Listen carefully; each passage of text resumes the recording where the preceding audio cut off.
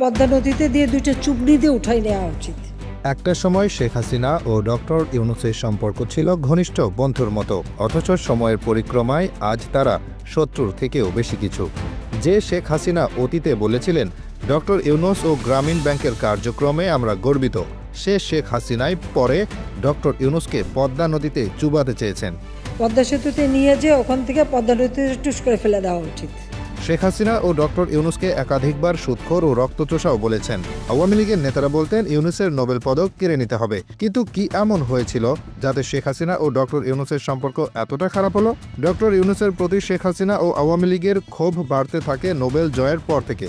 বিখ্যাত magazine the ইকোনমিস্টের মতে, Nobel প্রাপ্তির মাধ্যমে ডক্টর ইউনূস হঠাৎ করে প্রধানমন্ত্রীর বাবা শেখ মুজিবুর রহমানের চেয়েও বিখ্যাত হয়ে যান। শেখ হাসিনা এতে অসন্তুষ্ট ছিলেন। হাসিনার মানসিক অসন্তুষ্টি সরাসরি ব্যক্তিগত বিরোধে রূপ নেয়। নোবেল পাওয়ার 5 মাস পর ডক্টর ইউনূস রাজনৈতিক দল গঠনের ঘোষণা দেন। তখন সেনা সমর্থিত তত্ত্বাবধায়ক সরকারের শাসন চলছিল। সেনা নায়করা আশা করেছিলেন বাংলাদেশের রাজনীতি থেকে শেখ হাসিনা এবং বেগম খালেদা জিয়াকে সরিয়ে দেওয়া সম্ভব। এতে ডক্টর ইউনূসের সায় থাকুক বা না থাকুক, রাজনীতিতে ইউনূসের নাক গলানোর বিষয়টি শেখ হাসিনা নিজের ও তার দলের জন্য হুমকি হিসেবে দেখেছেন। এরপরে শুরু হয় গ্রামীণ ব্যাংক নিয়ে টানাটানি। বাংলাদেশ ব্যাংক দাবি করে বসে 1999 সাল থেকে ডক্টর ইউনূস অবৈধভাবে গ্রামীণ ব্যাংকের ব্যবস্থাপনা পরিচালক বা এমডির পদ দখল করে আছেন। তাই ডক্টর ইউনূসকে তারই প্রতিষ্ঠিত ব্যাংকের এমডি পদ থেকে সরানো হয়। ওই সময়ে মার্কিন পররাষ্ট্রমন্ত্রী একাধিকবার শেখ হাসিনাকে ফোন করেন। ডক্টর ইউনূসের ব্যাপারে কথা বলেন শেখ হাসিনার সঙ্গে, তবে হিলারি পাত্তা পাননি। শেখ হাসিনা নিজের পথেই হেঁটেছেন। শুধু হিলারি নন, বিশ্বের অনেক প্রভাবশালী নেতা মন্ত্রী ডক্টর ইউনূসের পক্ষে দাঁড়ান। তারা সরাসরি ডক্টর ইউনূসের বিষয়টি সম্মানজনক নিষ্পত্তি চান, কিন্তু কোনো লাভ হয়নি। ইউনূসকে গ্রামীণ ব্যাংকের এমডি পদ থেকে অসৌজন্যমূলকভাবে সরিয়ে দেওয়া হয়। তবে শেখ হাসিনার দাবি তারা ডক্টর ইউনূসকে গ্রামীণ ব্যাংকের উপদেষ্টা হওয়ার প্রস্তাব দিয়েছিলেন, কিন্তু ডক্টর ইউনূস নাকি এমডি পদে থাকতে চেয়েছিলেন। ডক্টর ইউনূসের বয়সে কুলায় না বলেই তাকে এমডি পদে থাকতে দেওয়া হয়নি। এরপর শেখ হাসিনা আরও দাবি করেন ডক্টর ইউনূসের কারণে বিশ্বব্যাংক পদ্মা সেতুর অর্থায়ন বন্ধ করেছে। শেখ হাসিনার দাবি এমডি পদ হারিয়ে ডক্টর ইউনূস তার আন্তর্জাতিক প্রভাব খাটিয়েছেন।